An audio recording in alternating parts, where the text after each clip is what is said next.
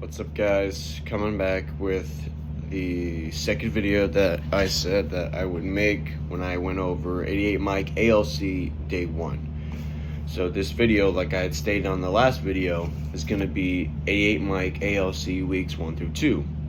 It has now been officially 2 weeks into this course, and again, a reminder, I am making these videos because when you search this on YouTube, you don't really get what you're looking for. You get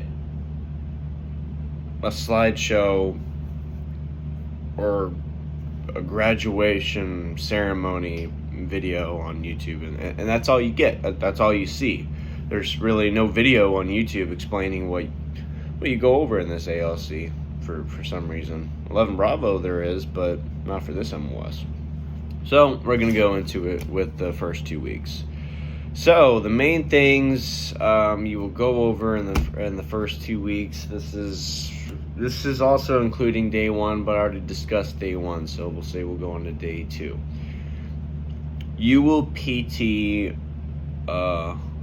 Mondays, Wednesdays, and Fridays. So for us, we would show up at Williams Stadium, which is across the street from the clothing and sales on Fort Lee. You'll show up together with your class. There's technically 2 ATAR classes in one whole classroom, but you're technically going to form up and go by your assigned class number, like mine being 504. And then the other classes 020, 019, and so on.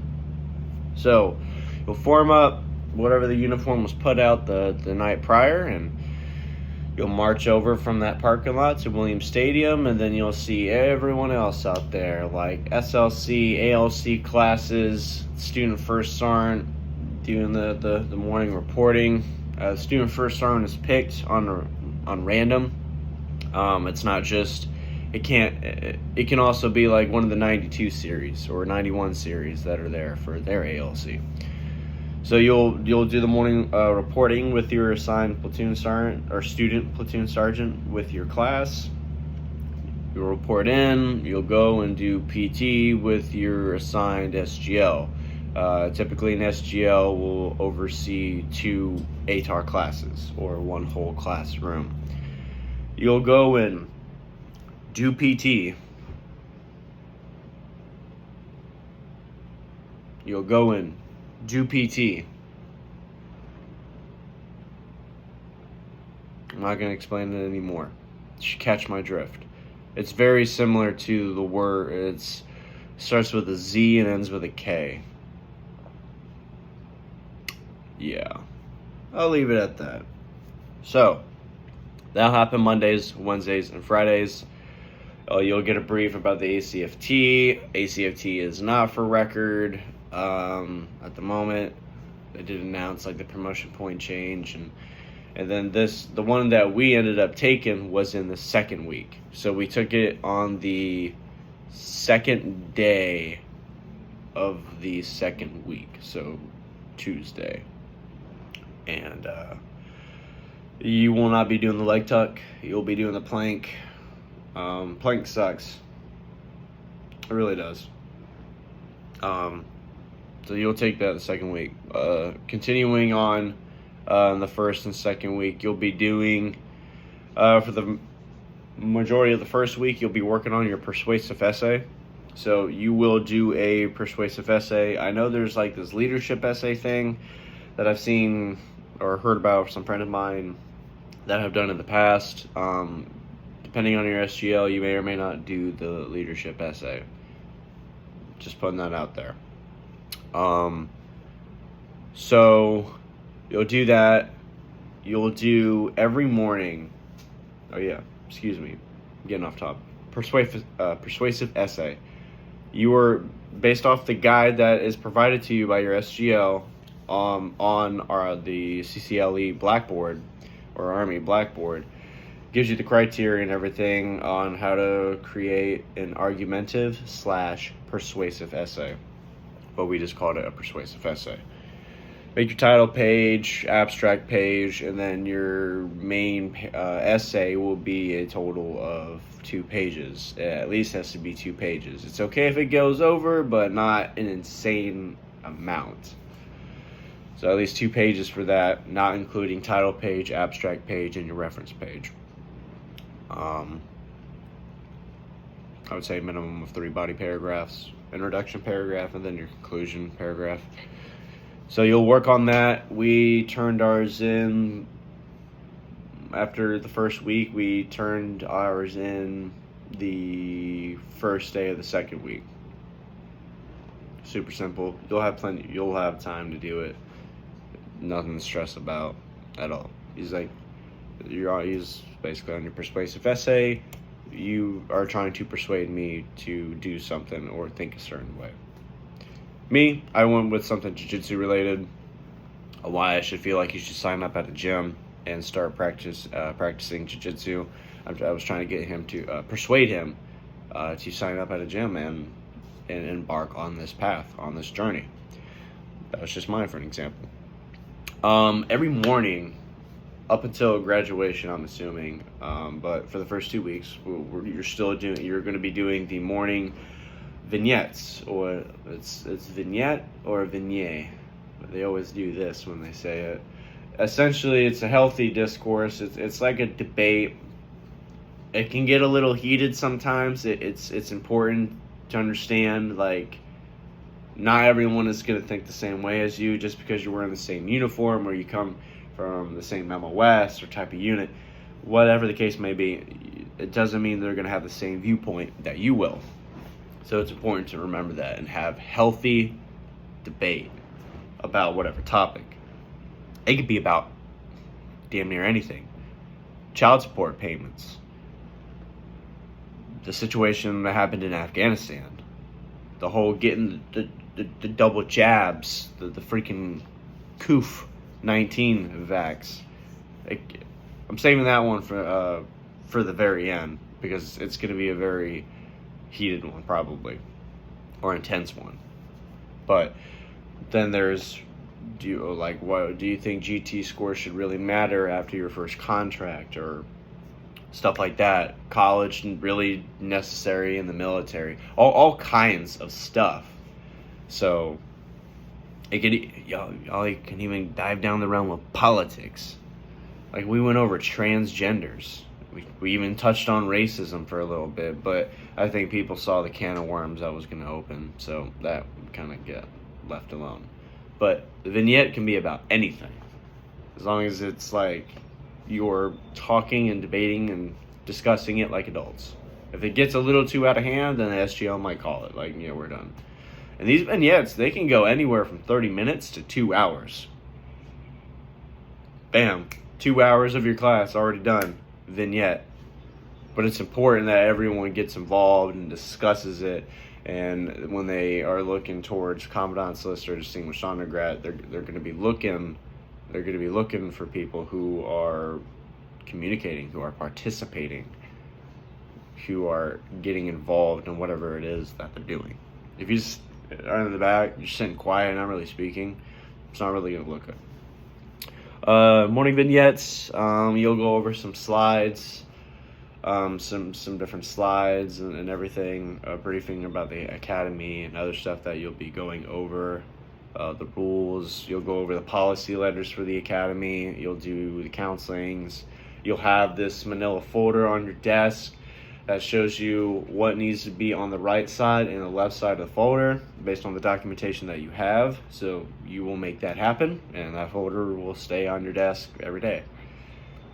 NCOC3, I mean, it's a non-GPA test. You'll barely go over the stuff on it, maybe a little bit. You can look at the slides, and all the material under lesson references in Army Blackboard for NCOC3 whenever you want, and you can study whenever you want. But I mean, it's an open book test, NCOC3. Whatever your grade is, it doesn't count towards your GPA. So majority of people like get 60s and 50% on it. Some get 70s, but you'll go over that. You'll get introduced to the oral briefing, which is a PowerPoint presentation that you will discuss, like similar to what we had to do in BLC. You'll do the same thing. You're gonna pick a topic that is Army related, and you're gonna run with it. Me, because of my current position, I am an assistant combatives instructor at 4th ID, so I chose to cover combatives, or the program, the certifications, a little bit of back history, and all the certifications, how it's effective, how it's important, and then also I covered the combatives' downfall and its rebirth that has currently been going on for a little while now. And then I went with questions.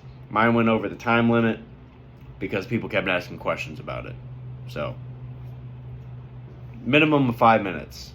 But he may not want you to go over 6 minutes or 7 minutes. Time goes by stupid fast on that. So that's like super easy. I think that the main thing you got to worry about is not reading word by word on the slide and not talking too much.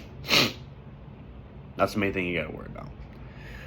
All right, the next thing after oral briefing. So the oral briefing, again, it's not going to be due within the first 2 weeks. You can turn it in whenever you're done with it at any time. You can turn it in to your SGL via email.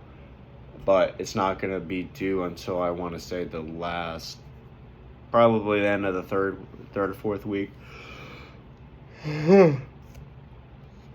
All right.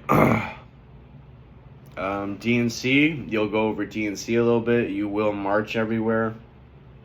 So maybe getting groups of like 2 when you are going to lunch and whatnot. You'll practice DNC here and there. Haven't been evaluated on DNC yet, so I'm not sure when that's coming. So we'll see about that. You'll get introduced to what the Mod B test is going to be.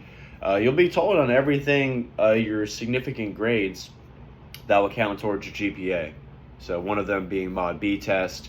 It was originally that we were going to have to take it like second day of the 3rd week, and now they're saying it might not be till like the 4th week or something, which is pretty fast, honestly. But your Mod B test, your oral briefing / PowerPoint presentation, and then your persuasive essay. Those are going to be the main 3 things you will get graded on. Everything else is your class participation / leadership. Are you volunteering for leadership roles? Like so far, I've been the squad leader and platoon sergeant, or PG or whatever. I'll maybe volunteer for like class leader next or something. Maybe if they ask for who wants to be the student first round, I'll just raise my hand and just say screw it. But yeah. Normal day. After PT, you might show up to class at 8:30 or 09. Typically it'll be 09. Some cases, they might just say, hey, just show up at 9:30. You'll do class up until 11:15 to 11:30. You'll go to lunch until 13, and then you'll come back at 13, and you'll go on about other stuff,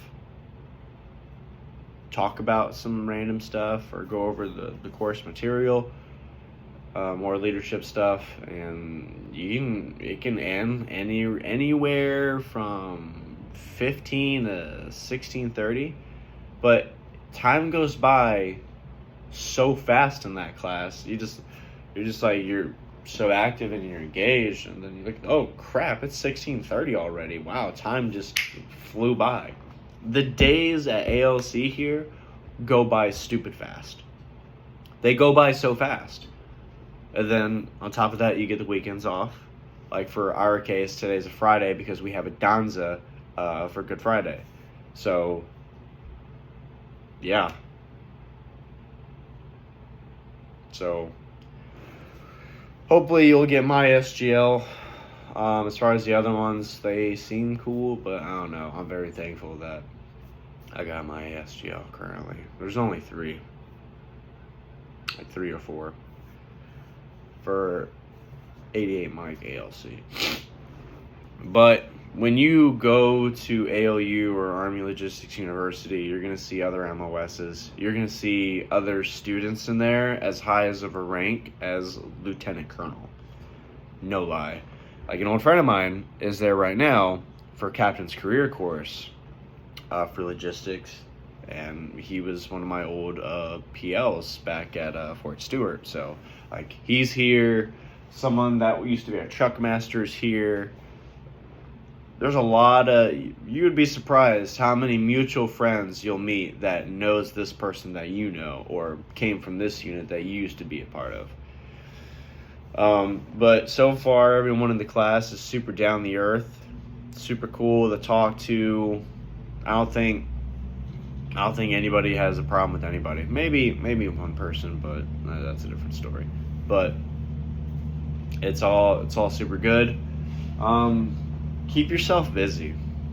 Sometimes classes might end super early, or you're told to not only take a lunch, but take an extra couple hours on top of your lunch and then show up for closeout.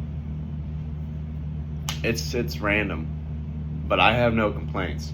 I am literally enjoying my time here so far. On your days off and on your time off, go to the gym, work out, maybe study for your Mod B test. Get your persuasive essay, get that knocked out as soon as possible. Your oral briefing / presentation, get that knocked out. Like me, for example, I'm a practitioner of jiu-jitsu. I love it to death. I found a gym that's like 15 minutes from base over in Petersburg. So literally I'll go and train after class every night if I can, to include Saturdays. Richmond, that's a half an hour away. So Richmond, the capital of the state, that's close. So you got that going for you.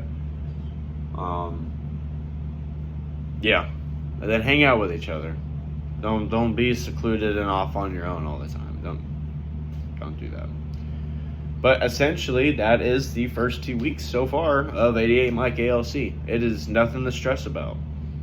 Still come and participate and want to do a great job and all that stuff, but it's nothing to stress about and get super worried like BLC. But that's all I got. That's the first 2 weeks in a nutshell, pretty much, of everything that we've gone over the first 2 weeks. I will make the next video after weeks 3 and 4. Till next time.